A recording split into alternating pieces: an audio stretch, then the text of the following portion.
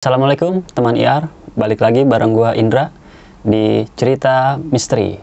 Pada kesempatan malam ini gua kedatangan salah satu narasumber yang berasal dari kota Bekasi. Langsung aja yuk kita sapa narasumbernya. Halo Bang. Halo. Gimana kabarnya? Sehat, alhamdulillah. Lagi sibuk apa nih kira-kira? Lagi sibuk kerja. Boleh dikenalin sedikit? Boleh. Halo semuanya. Assalamualaikum, nama saya Maulana, tinggal di Bekasi. Itu kerja saya buruh. Bang Maul ini punya Instagram nggak? Punya? Punya. Instagram saya Raksa Maulana 05. Nah tuh buat teman-teman yang mau kepoin Instagramnya Bang Maul, silakan langsung aja di follow. Oke, Bang Maul, kira-kira ada cerita misteri apa nih? Ada. Kisah waktu ini di 2010 ya. Ya.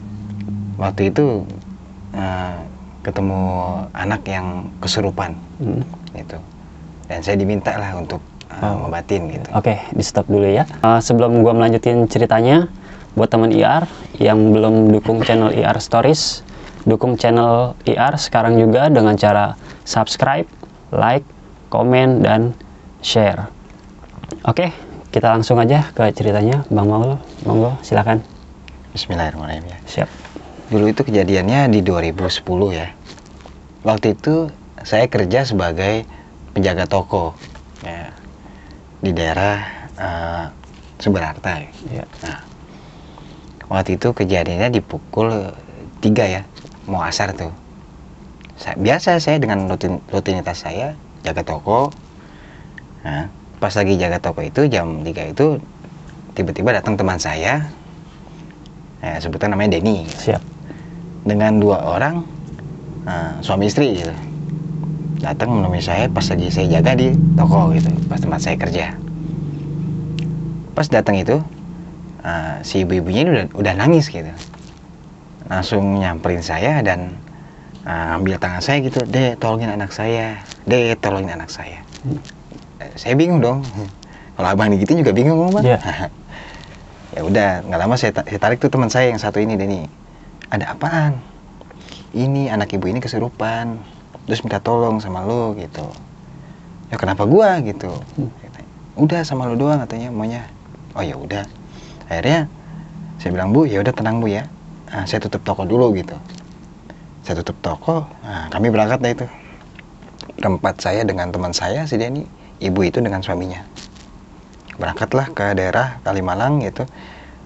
Kalau nggak salah daerah Jakarta Timur ya. Udah masuk Jakarta Timur, soalnya rumah saya itu perbatasan Jakarta Timur dengan Bekasi Barat. Oh, siap. Jadi di Kalimalang itu rumahnya dia ini di samping pisan. Jadi Kalimalang, perbatasan Jakarta Bekasi. Rumah dia itu nyebrangin Kalimalang, set di samping Kalimalang sebelah sininya rumahnya terbuat dari seng dan papan-papan doang. Gitu. Jadi disebut kumuh, mungkin kumuh ya. Iya. Nah, berjalan saya ke sana berempat gitu. Saya di belakang berdua sama temen. Pas lewat, jadi sebelum nyampe rumah dia kan tuh ada jembatan ya, jembatan Kalimalang. Pas saya lewat pas jalan ke sana, jalan Kalimalangnya itu nggak lama pas di tengah-tengah saya berhenti. Entah kaki saya dipaksa untuk berhenti gitu. Akhirnya saya berhenti dong. Saya diam, ada apa ini? Gitu. Saya lihat ke bawah, ke perairan itu Kalimalang. Kayak ada sesuatu yang interaksi, maksudnya kayak ada yang ngeliatin saya gitu. Gitu. Saya bingung kan, kenapa ya? Kayak ada sesuatu yang lagi memantau saya gitu. Saya nggak ngerti gitu kan. Ya udahlah, positive thinking aja lah gitu. Saya lanjutin tuh. Lanjutin, lewatin dari jembatan, terus ya belok kanan ke arah rumahnya. Sampai di rumahnya itu orang udah rame. Di luar rumahnya pun udah rame. Ya, jadi rumah itu agak kecil ya. Dia anaknya di dalam ini gitu. Saya masuk ke dalam, ya orang-orang ya kaget ngeliat saya gitu, kagetnya ya emang bisa nih anak kecil gitu. Ya udah, akhirnya saya masuk ke dalam. Assalamualaikum, punten. Iya. Saya tanya mana anaknya, di dalam. Pas saya ke dalam ketemu anaknya, itu anaknya lagi posisi tiduran tengkurap begini, terus tangannya di kanan kiri tuh begini, nyengkrem gitu.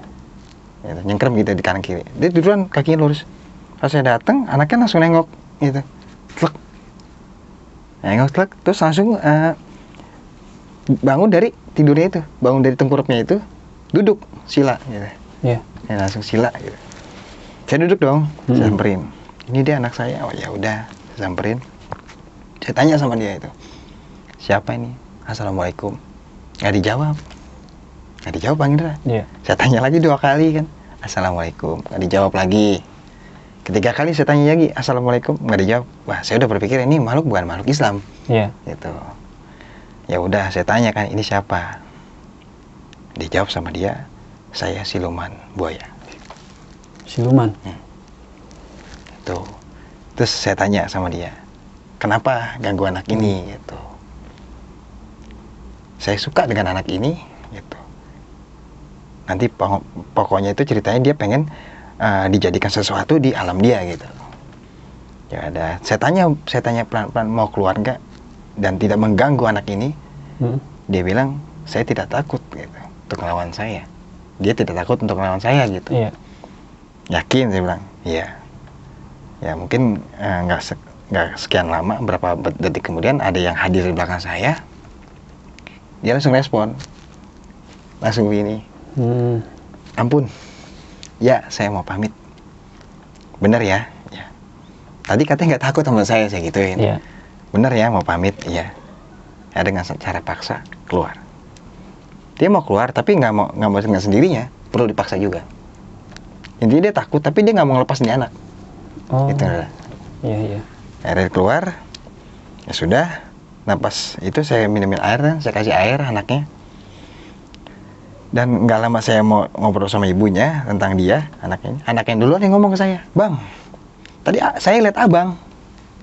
Loh, kan baru ketemu ini gitu, yang kesurupan ini. Iya. Setelah sadar dia ngomong, Bang, tadi saya ngeliat abang. Gue berpikir, logika lu nyambung nggak? Ini orang nih anak kecil yang kesurupan belum pernah ketemu gue, tapi dia bilang dia pernah ngeliat gue. Iya. Dan dia udah ngeliat gue katanya.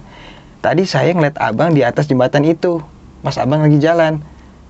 Jadi dia tuh ada di bawah yang tadi gue berhenti di jembatan itu, dia interaksi sama gue, dia ngeliat gue gitu.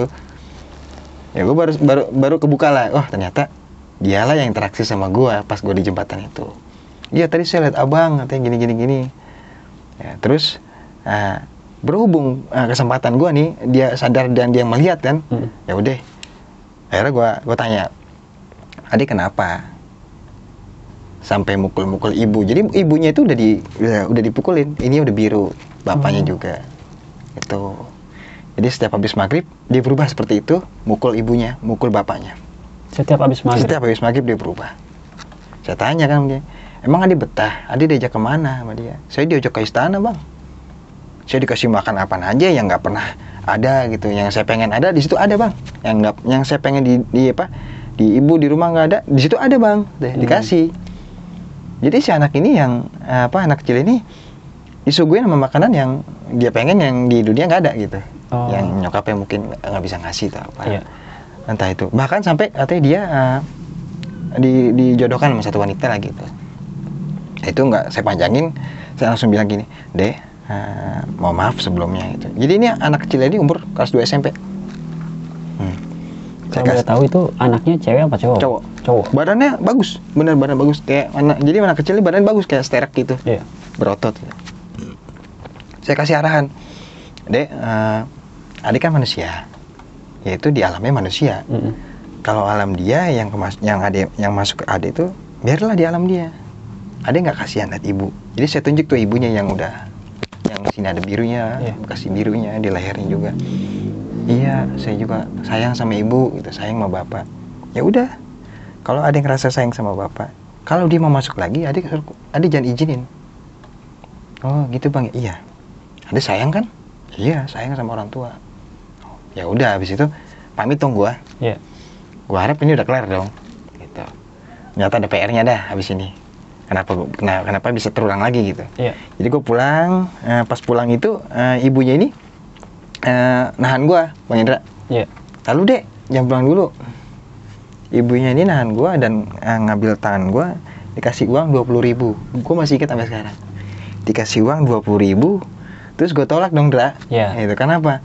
Gue ngeliat keadaan rumahnya gitu, ngeliat keadaan anaknya begini gitu. Masa iya orang udah lagi kesusahan ya, gue mintain uang gitu, Dra. Yeah. Ya bukannya gue munafik nggak butuh uang, Tapi kan gue ngeliat dari siapa gue minta uangnya gitu. Iya, betul. Akhirnya, Bu, saya ikhlas bantu ibu, saya ikhlas bantu anak ibu. Enggak, Dek.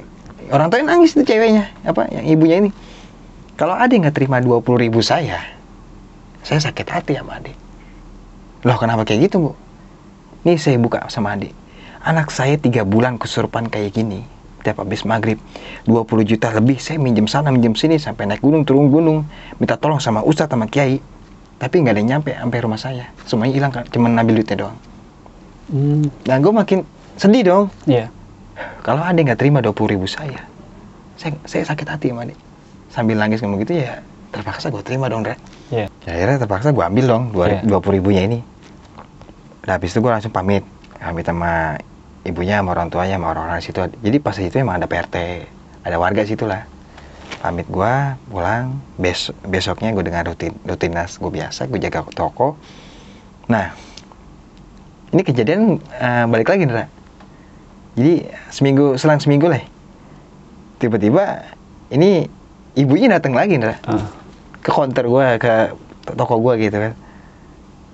Dek, loh, gue kaget dong, Ndra. Kok ibu ini lagi gitu loh. Iya. Ya udah, akhirnya gue tanya, ada apa, Bu? Anak saya kemasukan lagi. Nah, gue berpikir gini, Ndra, apa yang salah sih dari gue kemarin? Perasaan udah gue kasih air gitu kan, gitu. Udah gue netralisir. Ya udah, akhirnya gue kesana lagi deh, tanpa teman gue si Denny ini. Yeah. Tadi kan pertama Denny yang kenalin dia ke gue. Sekarang gue sendiri kesana. Gue jalan lah berdua sama ibunya naik motor. Pas nyampe di rumahnya ya gue masuk. Dan ini beda bentuknya. Wassalamualaikum, sama seperti biasa gue selalu assalamualaikum. Kalau lagi kayak gitu 3 kali nggak dijawab, ya udah. Bentuknya itu beda, bukan kayak buaya yang pertama kali gue lihat. Gitu. Bukan tengkurap dan tangannya begini, tapi bentuknya kayak perempuan. Jadi dia duduknya begini tuh, itu perempuan. Nah gue kaget dong, gue tanya lagi. Assalamualaikum nggak dijawab, ya udah gue tanya, ini siapa? Saya Putri Siluman Buaya Putih. Gitu. Ya gue sempet narik nafas gitu. Kan gue naik nafasnya karena mikir kenapa masuk lagi gitu, yang lain gitu. Akhirnya gue tanya, kenapa masuk ke anak ini? Saya suka, saya cinta dengan dia, saya pengen jadiin dia suami saya.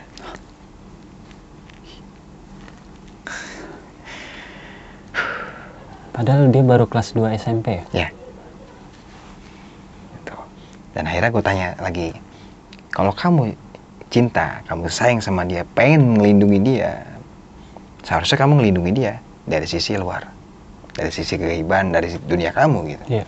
Biarkan anak ini hidup di dunianya, gitu, di alamnya, di alam dunia. Kamu jika suka dengan dia, ya kamu lindungin dari sisi gaibnya atau apa gitu kan, membantu dia kalau dalam kesusahan, saya gituin. Intinya kamu tidak mengganggu dunia dia kalau kamu suka gitu. Dan gue bujuk kayak gitu, dan alhamdulillah ini putrinya ini mau untuk keluar dengan sendirinya. Dengan sendiri ya. Sebelum gue coba untuk maksa dia keluar dengan apa gitu yang gue bisa, dia keluar dengan sendiri sampai gue bilang gini, kamu mau melindungi dia dari luar tanpa kamu menyakiti badannya seperti ini gitu kan. Ya saya mau. Sebelum gue pegang Indra, itu udah keluar duluan tas, seperti angin ya gitu. Itu belum sempat dipegang? Belum. Jadi dia anaknya langsung jatuh, pingsan berapa menit, gue kasih air lagi. Gue berpikir semoga nggak terjadi lagi ya gitu. Ternyata ada kesalahan lah, pokoknya di sini ada kesalahan gue. Gue kasih air lagi biasa, gue netralisir biasa gitu kan. Syariat lah ya. Ya udah, nggak lama gue balik dong. Gitu, balik lagi, Bu, kalau ada apa-apa nanti kabarin saya lagi ya. Iya, Mas. Kok kenapa bisa masuk lagi, Mas ya? Ya mungkin ini Bu, dianya lagi kosong pikiran atau apa. Gue ngambil posisi positifnya. Iya. Gitu. Akhirnya balik lagi dah gue pulang. Nah, itu pertemuan kedua itu nggak ada orang, cuman keluarga doang. Cabut gue pulang seperti biasa. Gue rutinitas lagi, gue jaga toko gitu. Iya. Nah, dan selang dari seminggu itu kan, yang kedua kan seminggu tuh perhitungannya, dari pertama terus ke seminggu. Nah ini selang nggak berapa hari dari itu, dari yang cewek ini masuk, Putri, 3 hari kemudian balik lagi. Dua-duanya yang bapak mamanya kayak yang pertama gitu, datang. Dek, assalamualaikum. Waalaikumsalam. Kok dia lagi? Gue berpikir enggak, ini ada apa sih gitu, sampai kejadian berulang kali gitu loh. Ya udah deh, dengan feeling gue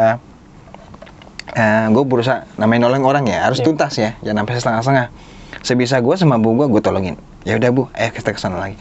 Ketiga kalinya gue tutup toko cuma buat nolongin dia gitu kan. Jalan lagi ke sono. Cuman bedanya waktu pertemuan kedua dan pertama itu di rumah yang sana. Yang ketiga ini beda. Si anak ini udah dipindahin ke rumah seberangnya. Rumah yang biasa buat tidur sama nyokapnya sono. Terus di depan, di samping pinggir Kalimalang yang sebelah sininya, yang sebelah dari sini, ini jembatan. Di sana ada rumah lagi. Rumah dia juga, rumah keluarga dia. Nah di sini ada tempat dagang buah. Jadi bapaknya itu tukang buah. Ya gue ke rumah yang situ. Waktu itu kalau nggak salah gue berdua deh sama teman gue satu, si namanya Iman. Berarti yang hari ketiga ini lu berdua? Iya, berdua sama si Iman ini. Masih hidup, orang yang saksi hidup ya. Jadi gue berdua sama Iman. Kebetulan memang Iman lagi di situ, lagi di dalam gitu main game apa, gue di luar. Pas lagi jaga dia datang gitu. Iman mau ikut gitu. Ya udah, gue mau ikut. Oke, ya udah ikut sama Iman. Jalan gue ke rumahnya, gue tanya dong, Bu kok bukan arah ke rumah yang kemarin? Enggak, anak saya dipindah di rumah yang yang satunya lagi. Ya udah, rumah yang kontrakan ini yang lebih layak lah gitu daripada rumah di situ. Nyampe lah, sebelum nyampe rumah itu jadi ada gang kecil ya, Bang Ira, ada gang kecil. Di situ saya udah bilang gak enak gitu, pas jalan lagi mau bawa motor padahal, bawa motor set, itu saya tangan kiri saya tuh di kayak ketusuk jarum, Bang Indra, saya otomatis berhenti, tangan saya begini, ngampleh. Astagfirullahaladzim. Ini gue belum nyampe tempatnya nih, gue udah diginiin gitu. Belum nyampe tempatnya gue diserang, Dra.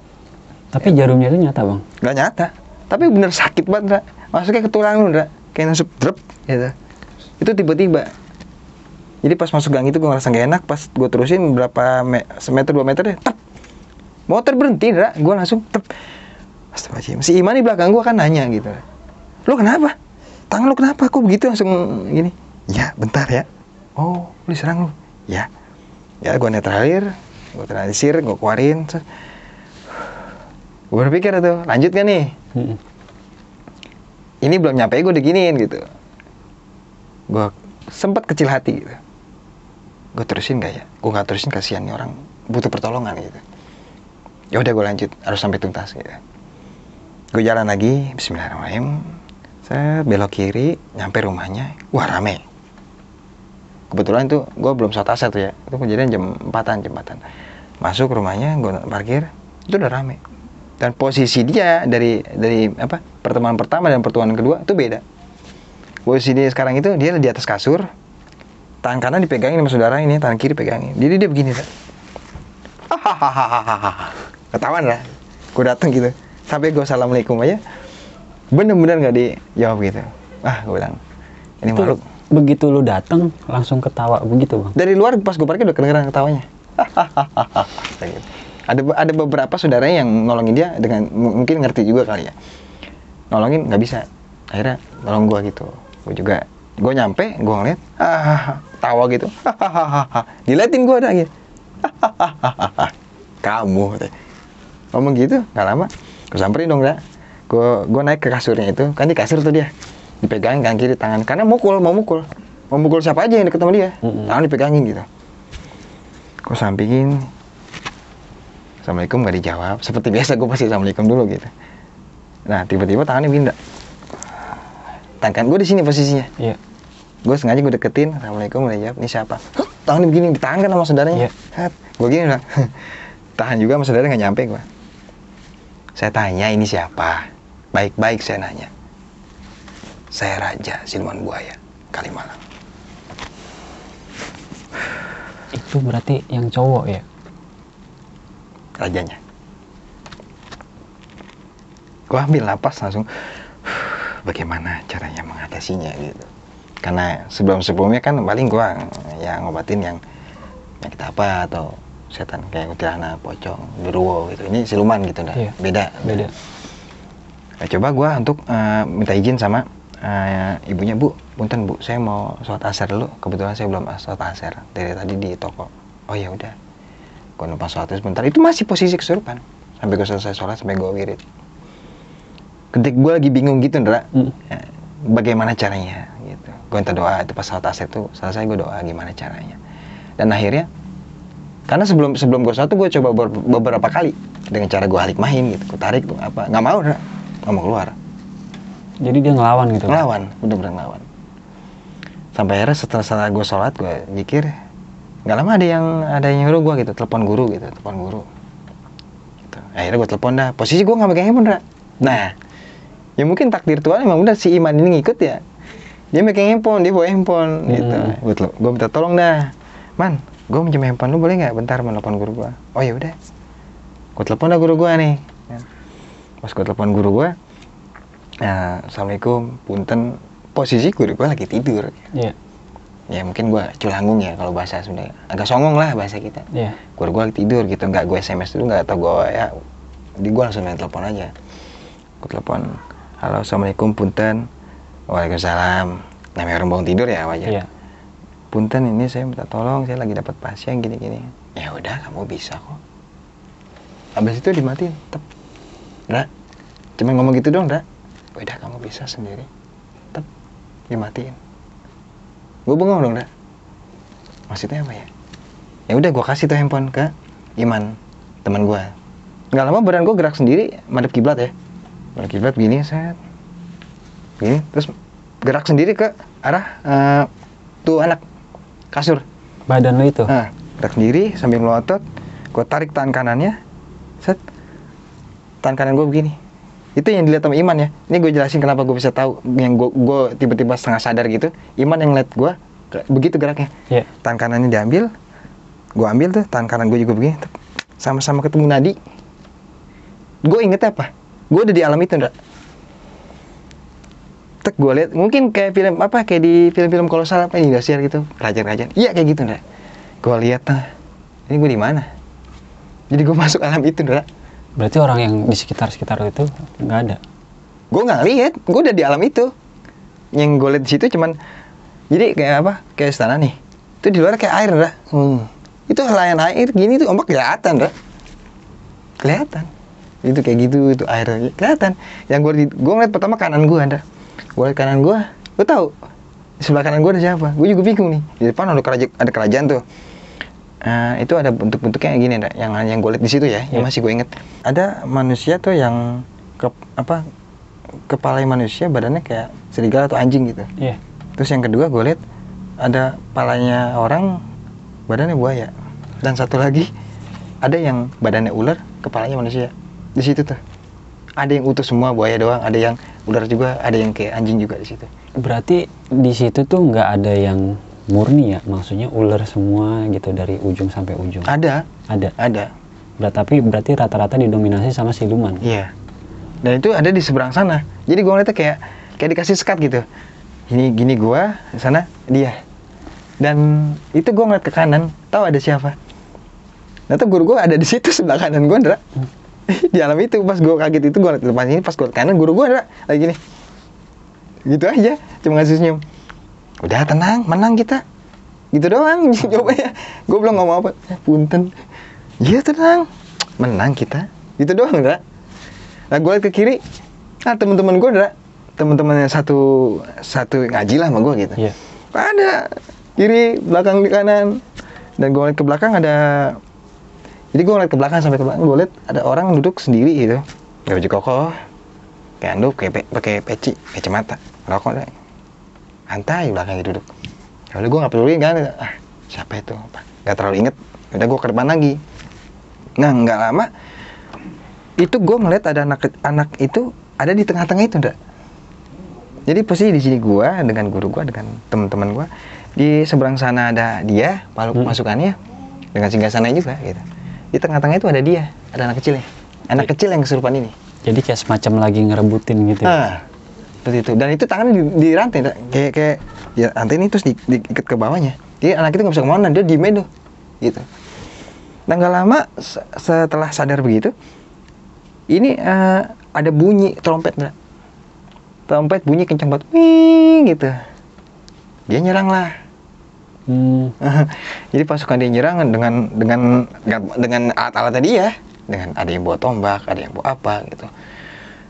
nyerang, gue bawa pedang lah apa, nyamperin. Nah tiba-tiba di depan gue bingung ya, tiba-tiba depan gue kayak ada nutupin, Ra.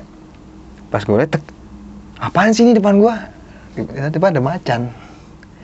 Jadi si barisan gue itu ada macan yang tingginya mungkin satu rumah, satu doang. Jadi di baris itu ada macan yang tingginya serumah.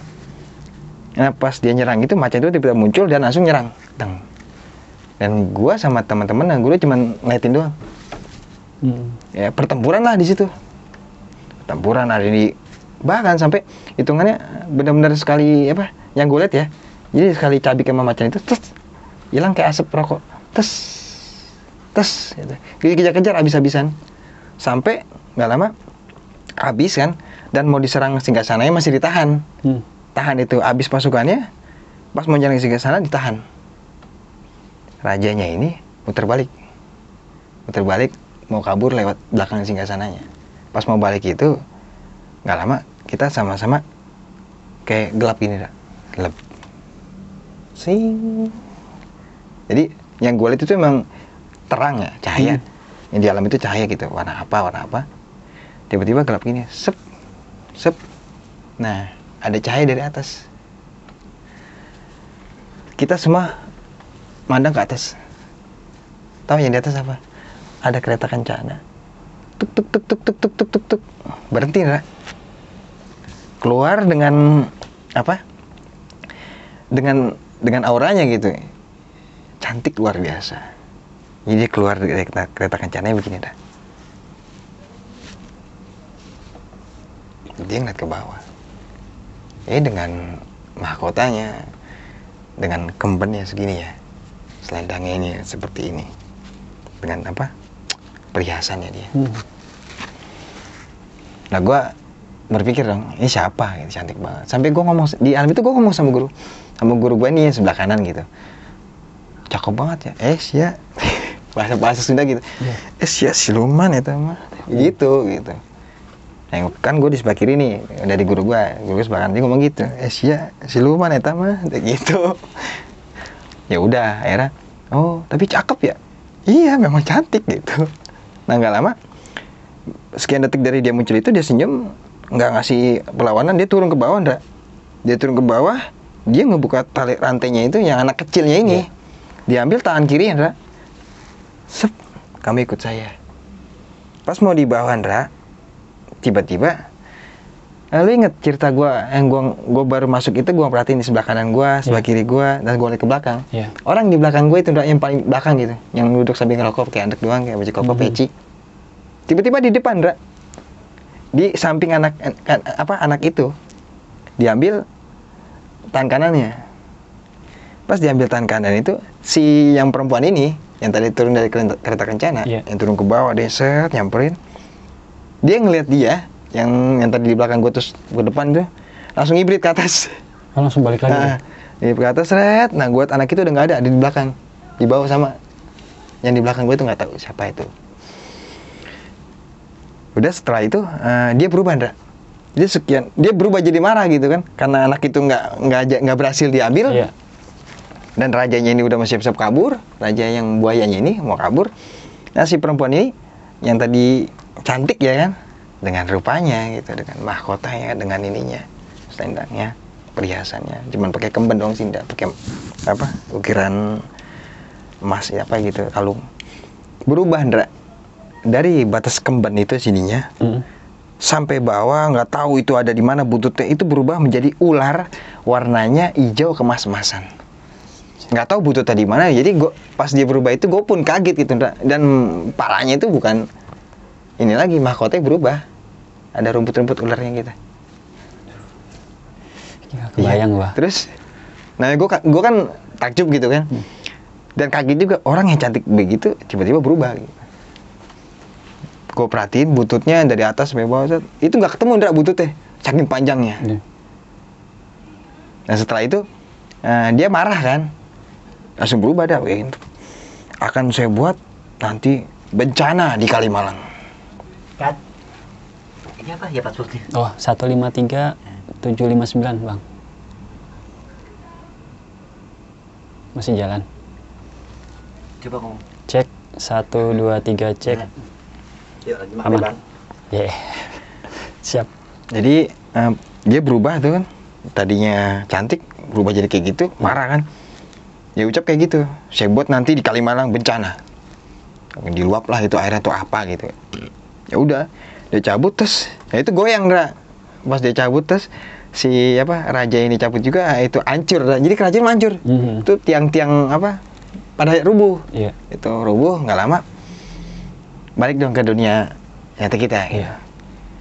Dan yang mereka lihat nih, si Iman temen gua sama ibu orang tuanya anak itu, jadi di posisi hidup di dunia nyatanya katanya gua si anaknya ini ngegereng gitu, gitu, dan gua ngegereng macan.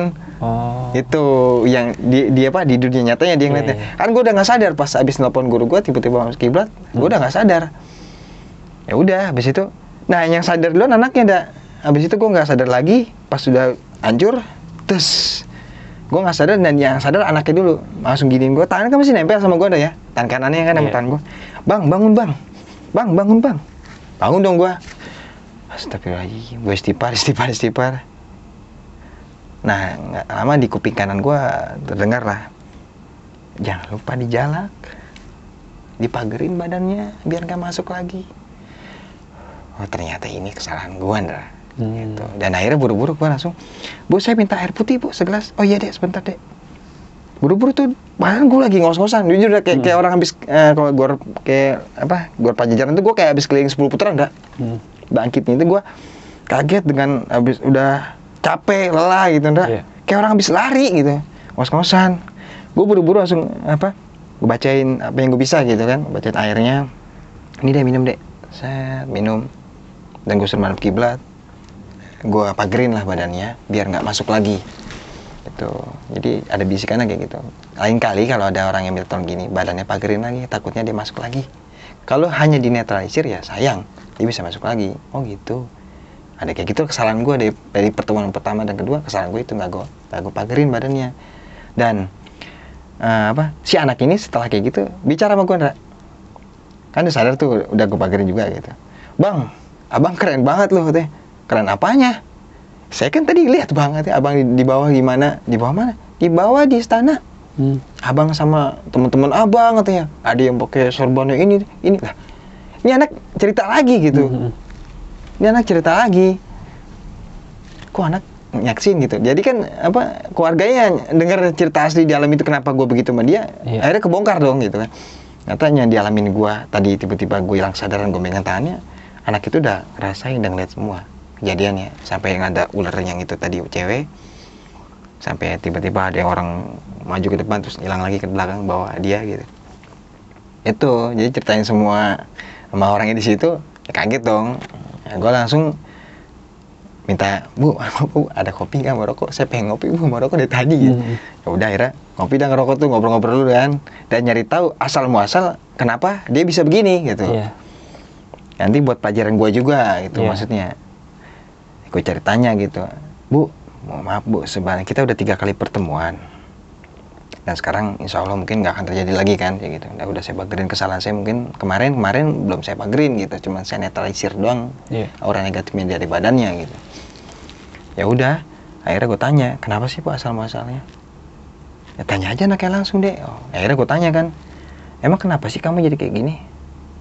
Nah, akhirnya dibuka lah yang anak SMP ini. Bang, jujur, saya waktu itu suka sama cewek dan udah pacaran bang. Oh, kamu punya pacar? Iya. Jadi pacar saya ini saya udah hampir 2 bulan gitu pacaran, sekolahan gitu, direbut sama temennya, sama temen akrabnya gitu lah. Saya sakit hati bang, katanya sama teman saya, sakit hati banget gue bang, pengen gue bunuh aja bawahnya gitu. Nah, gue udah sakit hati, ya berarti gue bengong lah bang gitu. Gue keluar sampai ke rumah gue pinggir Kalimalang, gue duduk bang gitu. Gue duduk bengong, kenapa ya dia tega banget nyakitin gue. Si anaknya ini cerita kayak gitu, tega banget nyakitin. Nggak lama azan maghrib, tiba-tiba abis azan maghrib tuh ada yang nyamperin dia pas lagi duduk. Ada yang nyamperin dia, orang tinggi gede hitam. Nah terus dia salaman sama dia, tiba-tiba langsung berubah, tuker kata dia. Gue langsung gak sadar bang, gue di istana.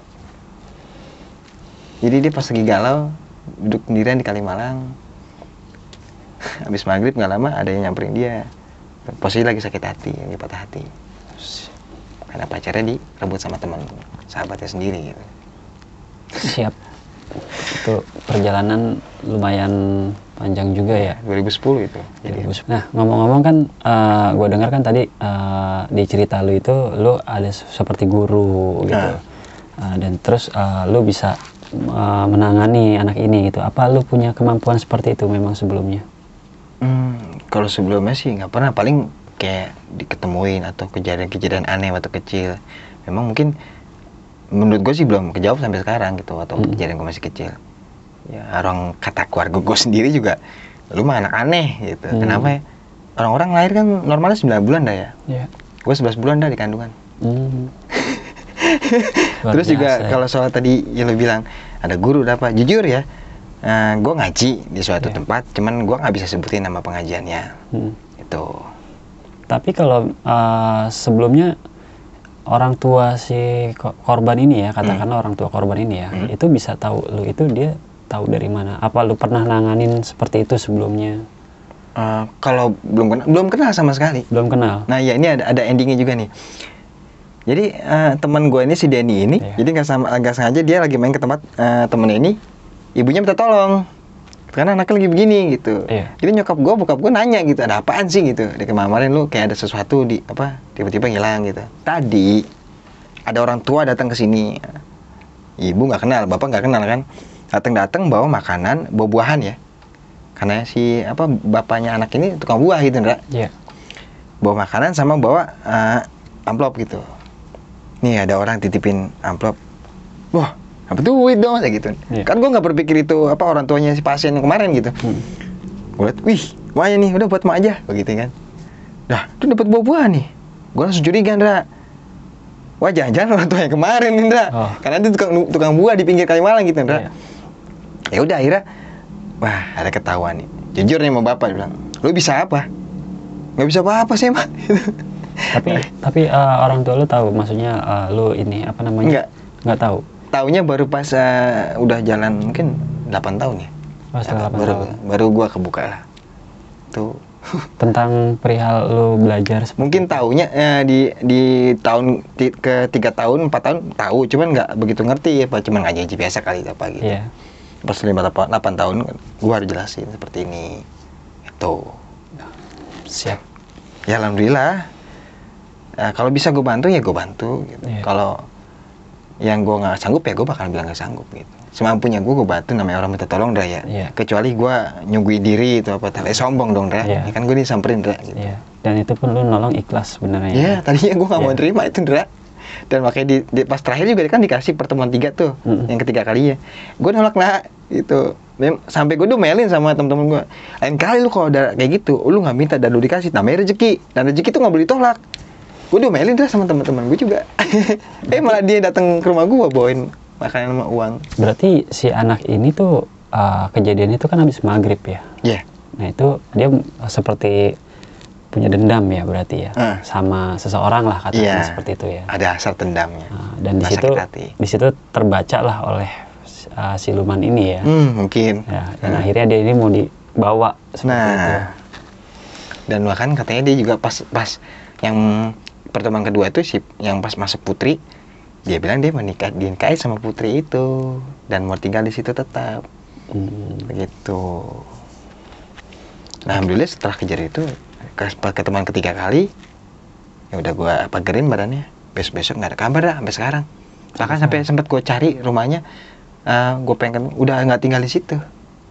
Yang di sebelah sana juga nggak tinggal di situ, yang sebelah sini juga nggak tinggal. Dua-duanya gue samperin sampai tempat dagangnya. Nggak ada. Maksud gue pengen silaturahmi. Gimana perkembangannya? Itu berapa bulan kemudian? Udah nggak tinggal di situ lagi katanya. Berarti sampai sekarang lu udah nggak ketemu lagi sama. Nggak ketemu lagi. Jadi kesimpulan dari ceritanya Bang Maul ya. Ini awal mulanya ini karena si anak ini memiliki dendam lah ya kepada temannya karena dia merasa pacarnya ini direbut ya. Akhirnya disitulah dibaca pikirannya itu oleh makhluk yang ada di situ. Dan terjadilah kejadian yang dialami pada setelah dia memikirkan hal itu ya. alhamdulillah ya Bang, Ya. bisa bantu orang ya. Ya, kalau bisa bantu saya bantu, kalau enggak ya paling saya bilang enggak. Siap. Oke, teman-teman IR, ini bisa diambil kesimpulannya dari ceritanya Bang Maul, ambil sisi positifnya dan dibuang sisi negatifnya. Semoga cerita dari Bang Maul ini menjadi pembelajaran khususnya buat gue juga ya. Jadi bisa menjadi salah satu wawasan juga ya Bang ya. Ya. Makasih banyak nih Bang udah sama-sama. sempet nyepetin waktu cerita di sini. Iya. Oke, buat teman IR yang belum dukung channel IR Stories, dukung channel IR Stories sekarang juga dengan cara subscribe, like, komen, dan share. Mungkin itu dulu dari saya. Wassalamualaikum warahmatullahi wabarakatuh.